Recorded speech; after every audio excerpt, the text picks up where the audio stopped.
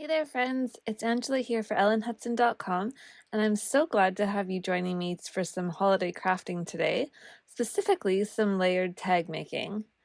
In the September Essentials by Ellen release, you might have noticed the Modern Tags die set, which is a set of 5 dies plus 2 reinforcement options.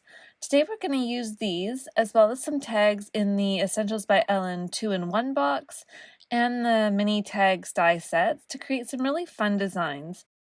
When I sat down to plan out these projects, I wanted to give them some sense of coordination, and I did 4 things to achieve this. First was to use the same color palette throughout. My cardstock choices were Hero Arts Peony, that's the pink, as well as Cranberry, Sea Glass, and then Midnight from Concord and Ninth. The next consistent element was using the same large tag from the Modern Tags die set as my base tag. It's nice and big and great for layering other pieces on top of. The third thing was a consistent print, which I created with the Spellbinders hand-drawn loops hot foil plate and some champagne foil. So all of the tags are going to have some really nice, pretty foiled shine on them, which we'll do in a minute. And finally, I've incorporated some images from the same stamp set, which is the Santa's List stamp set, across all 3 tags. Now, one of my favorite things about making tags is that they're smaller than cards, which means these are a great opportunity to use up your scraps. Once I had my color palette picked out, I went through my scrap bin, and you can see here that I've got cardstock in each of my 4 colors, as well as some vellum and some DIY champagne cardstock scraps that were left over from previous projects, where I used the Essentials by Ellen solid press plate. So speaking of foiling, before we get into the first tag, I'm going to make a panel with those hand-drawn loops I mentioned, just so you can see the process. I'm going to do this on Concord and Ninth Midnight cardstock, which I love. It's a super deep, dark navy, and the high contrast, I think, is just so beautiful when the light hits the panel just right. This piece is about A2 in size, which is more than I need, but I'm going to use it later to create some of the base layers for my 3 tags. Of course, if you get any overfoiling at all, you can just do like I am here and go in with a sand eraser and just wipe it right off. The other thing I did before getting into making tags was to color a few images from the Santa's List stamp set. You can see that I've stamped many, and I usually do this in case I mess up one so that I don't have to get my Misty out again. I also made a little swatch card to show all of my options when it comes to the Copic markers and sketch markers that are in my stash that match the color palette. You're about to see me do some very sped up coloring, and I promise it is nothing fancy. Let's be honest, I don't know how to do anything fancy when it comes to coloring. In fact, I'm pretty sure any pro would say that I have rather questionable coloring technique. But that's okay, I don't have aspirations to be a master colorist. I just want to make some pretty tags. So with that in mind, let's get to our first one.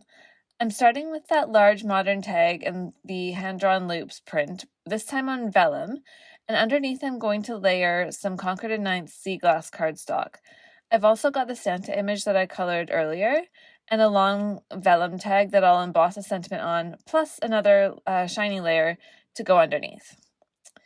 Here I'm positioning the sentiment stamp which says ho ho ho in my Misty on that long skinny vellum tag, and I'll emboss it in white.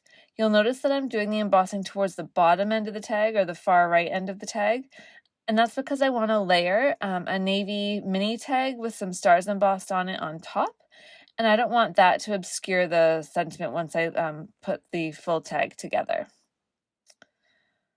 So once I started to put the layers together to see what they would look like, I ran some twine through and just kind of played with them and sat there and looked for a while, and I wasn't quite loving it. I just felt like something was missing.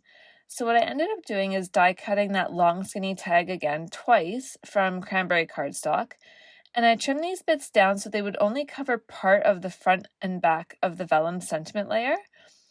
And when I tried out the arrangement again, things looked much, much better, so I considered that this one was done.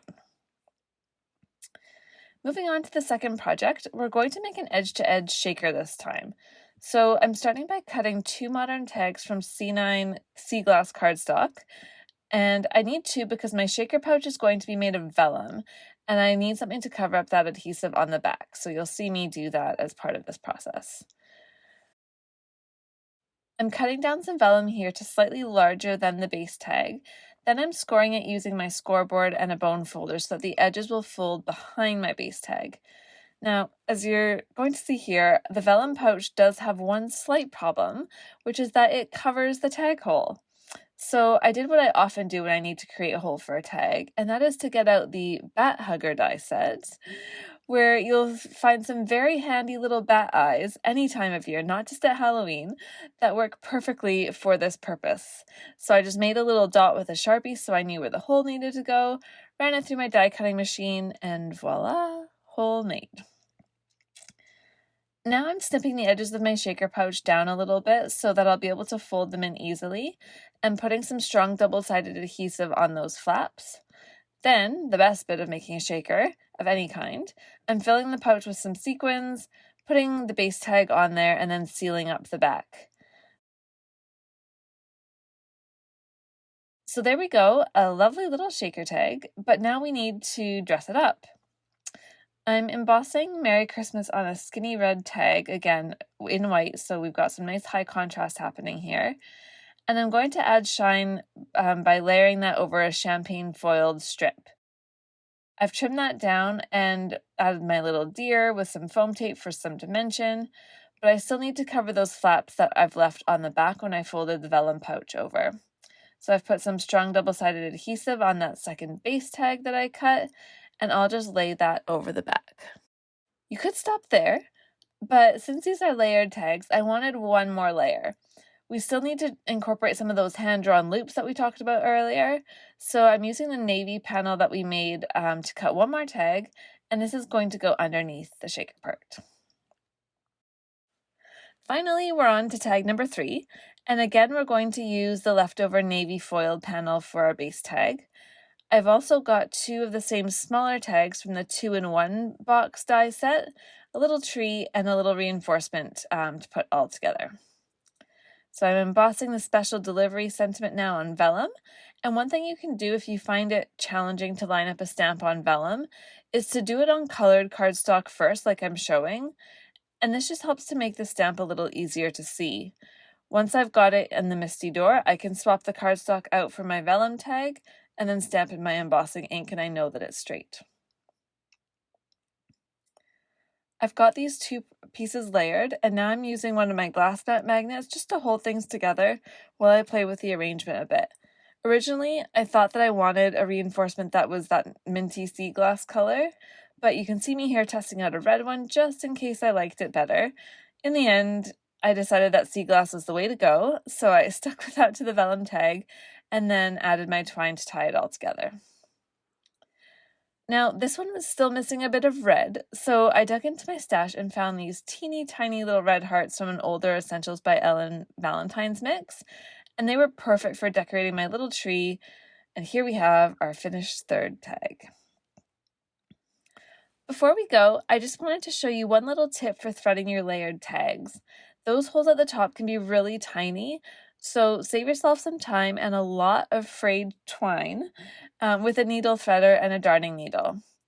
All you need to do is put the hook on the needle threader through the eye of the needle, then grab onto your baker's twine or your ribbon or your thread or whatever you're using, and then pull the thread through the needle. Then we're going to insert it in the back of all of our layers, going from back to front, and pull through until you've got a generous amount of twine on the front side.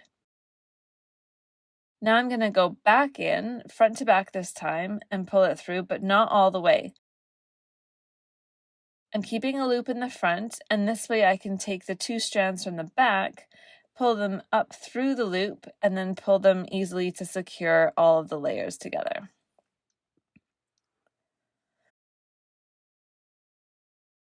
So there we go, 3 layered tags, and as you can see, each is unique, but all of them have the same elements we talked about earlier that can help them look like a cohesive set. I hope this video has inspired you to think about making some layered gift tags as we approach the upcoming holiday season. And I also want to say thank you for stopping by today.